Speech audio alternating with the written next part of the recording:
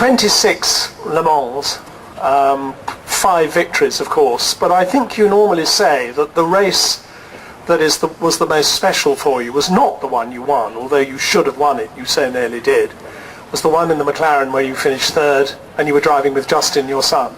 Yeah, Justin and Andy Wallace. I must never forget Andy's contribution. He's an amazingly good driver. And it was just fantastic because I was asked at the last 3 weeks before the race if I'd like to do, make up the team with he and Andy and the Harrods McLaren. It was Mr. Fayed's brother, who his son actually wanted the car and had the program.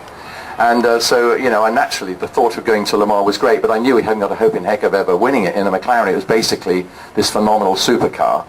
But we didn't realize at the time that it was going to pour with rain the whole time and that all the superstars were going to fall off and leave it to the old men to have a go. And I was 50, I guess I was 50 years old at the point. And I thought, I hadn't trained for it, I wasn't really ready. And Le Mans is a real mental approach to it. And you started getting in shape or mentally ready for Le Mans in January after Christmas. And it was just a fabulous sort of preparation build-up, but I couldn't do it, so I just knew we weren't going to do well. And then lo and behold, 3 hours into the race, we're lying in first position. And we trapped on all through the night, had a wonderful race against J.J. Leto and Ortelli and the other McLaren, which actually was the Works McLaren, but Ron won't believe it. And we had a really sort of a fantastic race all through the night, all on the same lap, all the time. All of us spun here and there, but we still kept this gap, and right through till about 11:30 in the morning. And then of course it dried out, and we knew that the gearbox wouldn't last in the dry, couldn't take it, but the factory car obviously had the proper gearbox that none of the private teams would buy, and they came through and won, and we came third.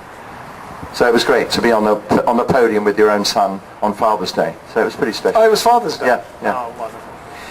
Derek, we're going to have to let you go because you want to go and have a look around, and we mustn't be too greedy with your time, but just looking back at those 5 victories, of course the man who was with you for 3 of them 3 was the great Jackie Ickx, and you and he really seemed to fit together like a pair of jigsaw pieces. You just seemed to understand how each other set about the race. You were an extraordinary duo. What was Jackie Ickx like? He was tremendous. I mean, I think I was the one that just tagged along with him, to be honest, but we both had our I think we had our strong points, and we never ever hit anything that I remember at all. The car was always in the same condition when we gave it back to each other, which was very, very special.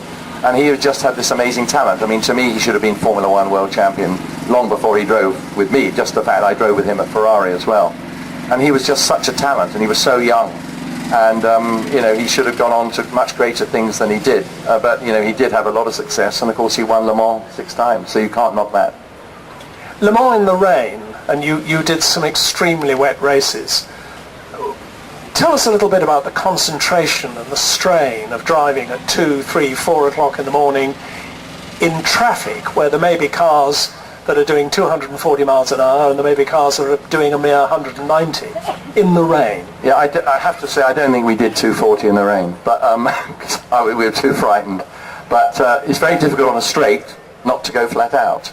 But the strange thing about the Mulsanne straight, and there's lots of drivers that have driven here, but you have to be driving I would say in a prototype, which will do, excuse me, up towards 200, well more than 200, but would be up to 200 in the rain.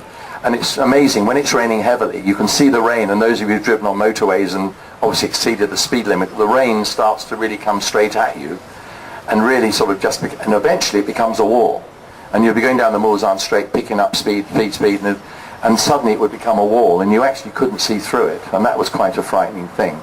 And then you'll see a spur, and there'll be another car, and you go past, and it wasn't so bad. But it was a very nerve-wracking experience. And I remember in the McLaren year with Andy, and Justin had already frightened himself to death, so he was sitting on the side, waiting for 4 hours to sort of get over it.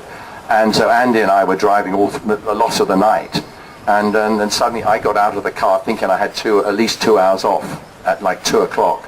And within an hour they call me and they say, you've got to get back in the car. And I thought, well, what's happened? And they said, Andy just called in and said he can't concentrate anymore.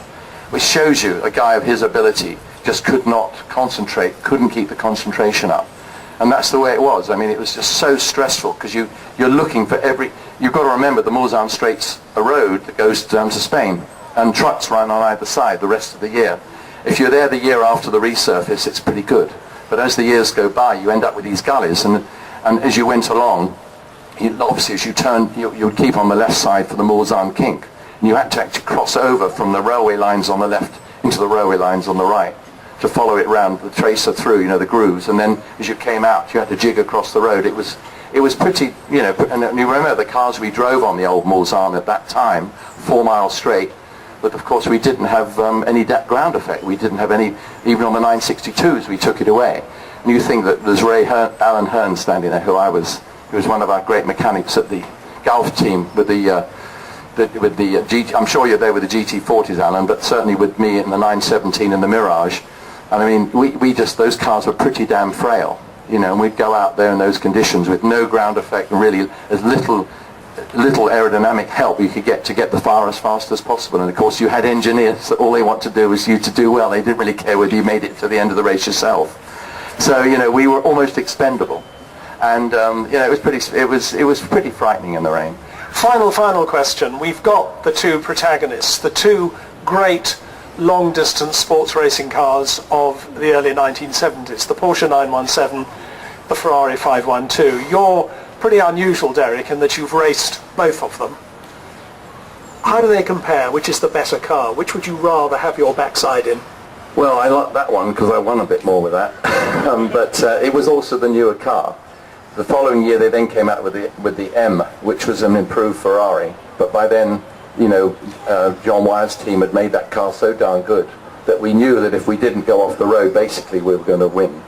And we used to have these team talks before the races to, you know, it's your turn to win this week, Pedro. And it seemed to be Pedro more than me and Joe. It was a bit upsetting, actually. I remember we should have won at Spa. And do you remember, Alan? They wouldn't let us win at Spa. And I got pole position at Spa at 163 miles an hour. And one of those around the old circuit. And we came round and I caught up my opposing teammate, Jackie Oliver. And they wouldn't let me overtake. And I sat behind him for an hour and a half. And they just kept putting a board out with hold on.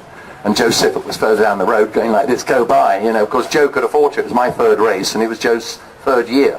So I couldn't afford to, and John Wyer wasn't the easiest person to cross. You had to do as you were told. Yeah, it was just like a schoolmaster, particularly when I was much younger. Derek, we're going to let you go and have a little walk around. The lineup of genuine Le Mans cars all the way down that white fence is quite extraordinary. I don't think I've ever seen so many Le Mans cars in one place spanning quite such a long period. Enjoy the rest of the day. Perhaps we'll twist your arm and persuade you to come up and have another chat with us this afternoon. But meanwhile, thank you for joining us. Thank you for coming all the way from, well, I was going to say from Florida via Brands Hatch. Can we have a big hand, ladies and gentlemen? Derek Bell.